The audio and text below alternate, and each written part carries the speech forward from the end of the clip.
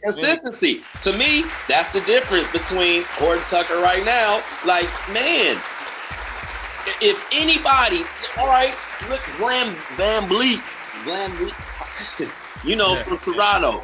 I love Van Vliet. I love Van Vliet. You didn't know who he was until you knew who he was, and now start putting in work. He ain't never dipped. He been playing consistent. It's almost like he played better every time I watch him. He just got 80 million. Solid. He's definitely play basketball. Consistent. Hey, me and Beans, not to change the subject, but man, we was talking last year in the playoffs. Will we trade CJ McCollum for Fred VanVleet? I swear to God on the Holy Bible, I would. CJ McCollum for Fred VanVleet, straight up. I couldn't roll that way. That's the right hand. That's the right hand on him. Man, I could, man, that's a hard one. I don't know, man. Fred VanVleet's brand is way better. But I want to say this real fast before we get ahead of ourselves. How many championships does CJ McCollum have? And how many championships does Fred VanVleet have? You know. Hey, VanVleet helped win a championship. He don't just got one. Yeah, no, we're not going to sit here and act like he's a winning brand. That nigga was denying Steph Curry. He plays a very winning brand. Now, and the thing they were saying, and it's funny because he's only 6 feet tall, but he's a better defender than CJ. That's what I'm trading for. I'm trading a better defense. I think Fred VanVleet's a better point guard than him. Now you give up some snake pick and roll step back threes. I can live with that. But my guy runs the team better. He defends way better. He's a tougher guy. He'll get his face busted open and come back within 5 minutes. CJ McCollum might be out for 2 weeks. He gets his face busted open like Van Vliet did. That actually might be a better compliment than him and CJ. Because, I mean, now you're talking Dame can really be Dame. You see what I mean? Dame is the boogie. Exactly. Being 6 foot and 6'3", 6'2" in the backcourt. If VanVleet was playing with Dame, that ain't. I don't know how that's gonna work. It don't work with CJ, and he's 6'3". No. Listen, but I think VanVleet plays way harder. Way better. Points in two guards. He plays way harder. Points in twos. Man, CJ or Dame can't. That's not ideal. That is not ideal for your starting backcourt. Let's be honest. So how did they get it done with Kyle Lowry and Fred VanVleet? I mean, you got a quick-witted response for that?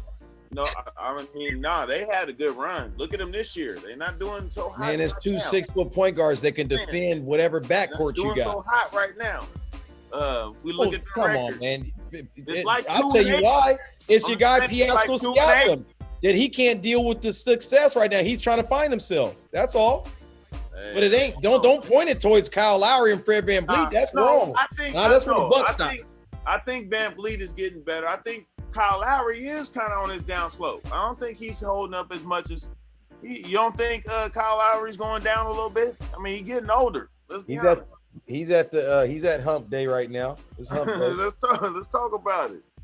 Yeah. But I think that's I agree. VanVleet's a better defender, and at the end of the day, they're not winning championships now. So maybe who knows if it'll be better or not. I think it's still suspect to have that small of a backcourt.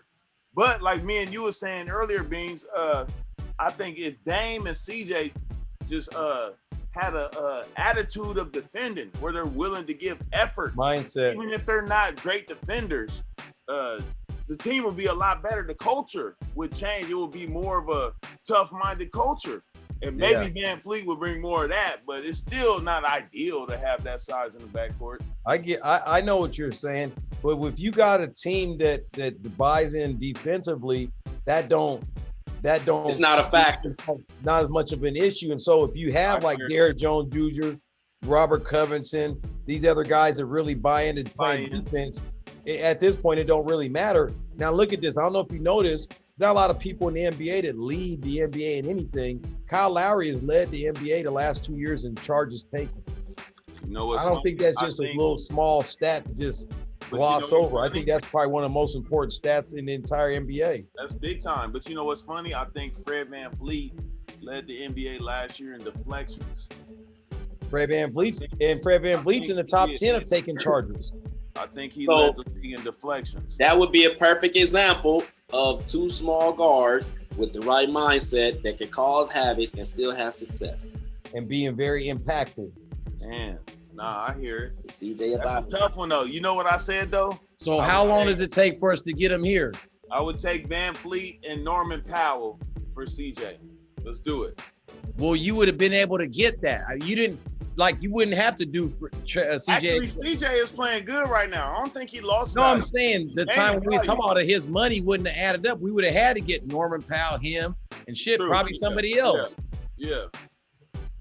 But have y'all watched CJ this year? LP, you watched CJ this year?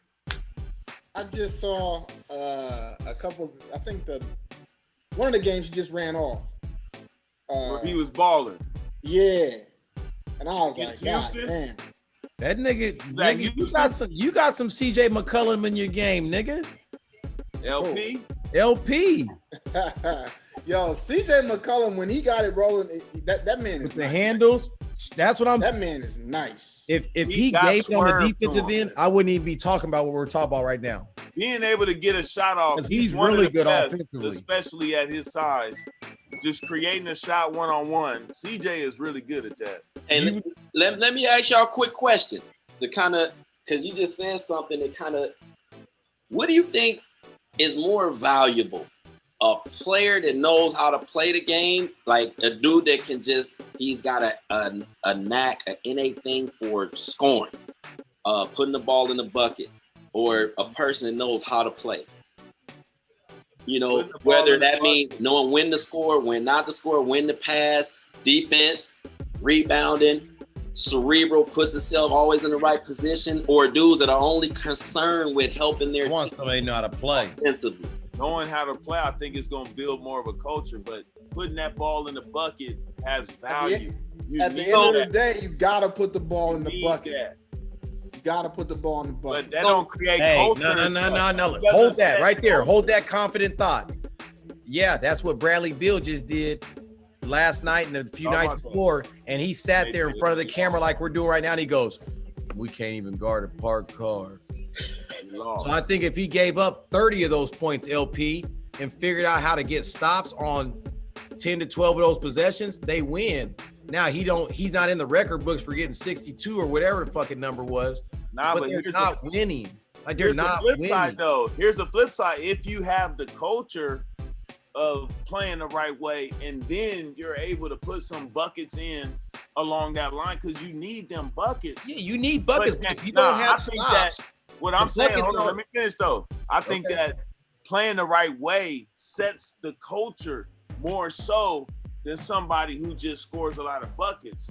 But there are a lot of teams that rely and build around personnel that can score buckets. Let's look at here's a unique exception.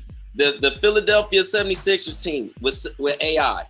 That was a team built around AI, do whatever you want, and everyone else plays a role. But AI play defense. But exactly. And they do all the blue-collar things. But when we talk about Washington, no. Keep your thoughts. Wait, stop. AI? AI played defense. AI is a competitor. He played passing lanes. He will tell you he didn't play no AI is a competitor. AI he was a competitor. He wasn't no defensive. That nigga played passing lanes like a mo. Stop. AI competed. One-on-one, I'm going to stop you. One-on-one on the ball. No lockdown at all. He was shooting. He had all the heart in the world. Anticipate. He had all the effort. Absolutely. Effort and heart. He good at that. But he didn't want to play D like that. He played passing lanes hard.